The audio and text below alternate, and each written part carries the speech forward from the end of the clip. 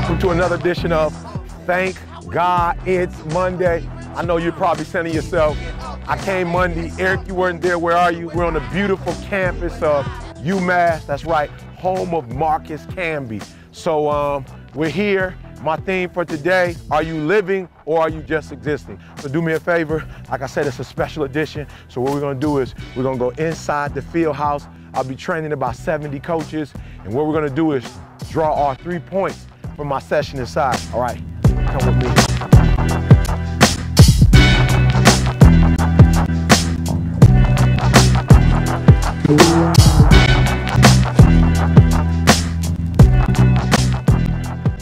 I was in Jersey a couple weeks ago training some teachers, and I wanted to remind them of 9/11, and I leave you with this. One of the things, and I know many of us got an opportunity to watch 9/11. I had a friend of mine, for whatever reason, was watching the news. She called me. I couldn't believe it, and by the time I turned it on, we had the second plane that crashed, and we know that was a terrible moment in America's history. But I drew some lessons from that particular day. And one of the things that struck me, and I know here at UMass, you guys are already there, but I want to challenge you and push you, is that the thing that struck me is the smoke. And I don't know if you guys watched it, but there was so much smoke, and debris.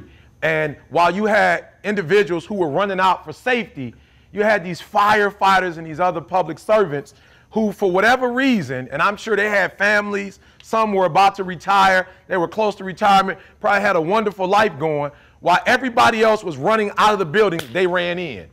I don't know, maybe you didn't catch it, but that was amazing to me, that while people were jumping out of the building, like for their lives, you had guys who were running in knowing the risk. That if I run in this building, there's a great chance I'll never see my family again. I'll never see my wife again.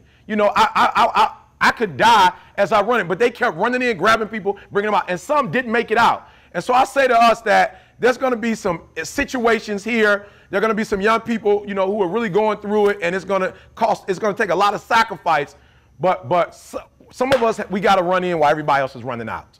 Like while everybody else is abandoning them, mom, dad, uncles, grandparents, look, you're not going to be anything. This is your last chance. And when you go up there, you're going to blow it when you go up there, and you're going to be back home. When everybody else is saying, we cannot go in there, somebody's got to be willing to say, we're going in and getting them. And I'm proud to say that I'm not just talking, but I practice what I preach, because I'm at that university every single day when economically I could be doing something else. But every time I feel like giving up and quitting. Like, you guys may not understand, but the economy hit Michigan rough. When we lost GM, Chrysler, and Ford, I mean, they're firing people at Michigan State every single day. I mean, financially, Detroit is like little Afghanistan. It is unbelievable economically what has happened to our state.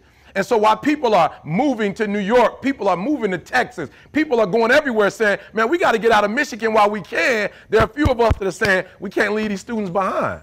We cannot leave these students behind. They need us. And if we leave, they're not going to have anything. And so I'm saying there are a few of you in the room, when everybody is going out, I need you to continue to go in. When everybody else is like, you know what, this guy, he's giving 50 chances. Look, throw your hands up. I want you to do the 51st for me. All right, the second one that I love is that these individuals, they were committed.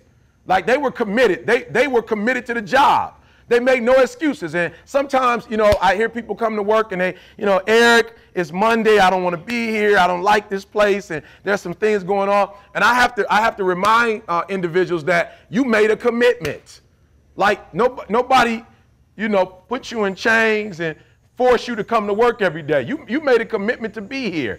And because you made a commitment to be here, I just come from the old school. My father who raised me, his thing was, son, you may not be the best, but leave everything on the floor. You put 120%. If you get a C out of your class, I want to know that you went to tutoring, that you met with the professor, you did your homework, everything you could possibly do, you did it. All I'm asking for when I leave, I'm just asking you to do 120, like bring 120. I know many of you were athletes.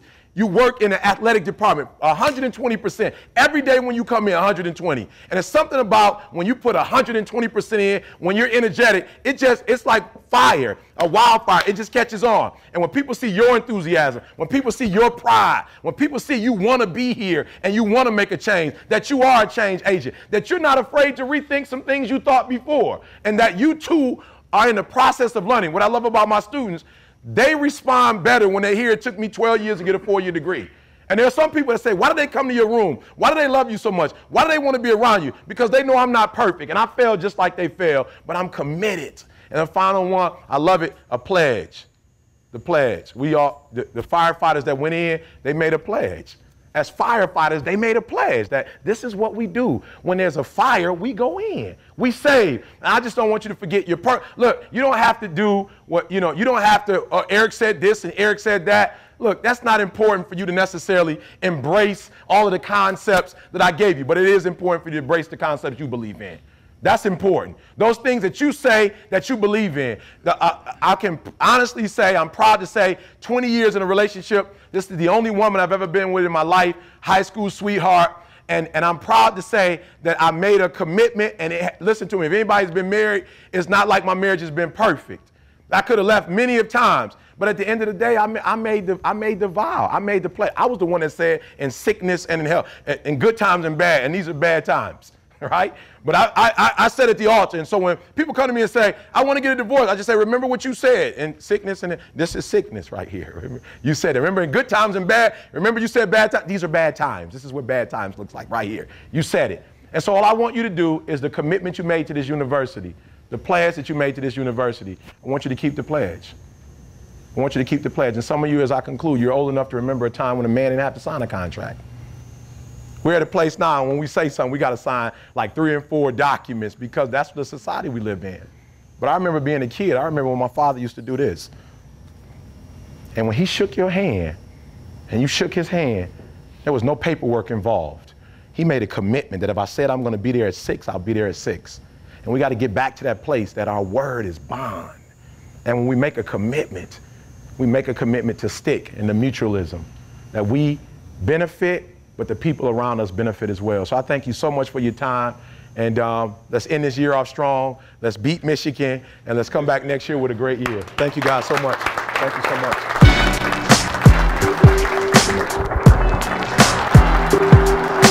I was enriched today.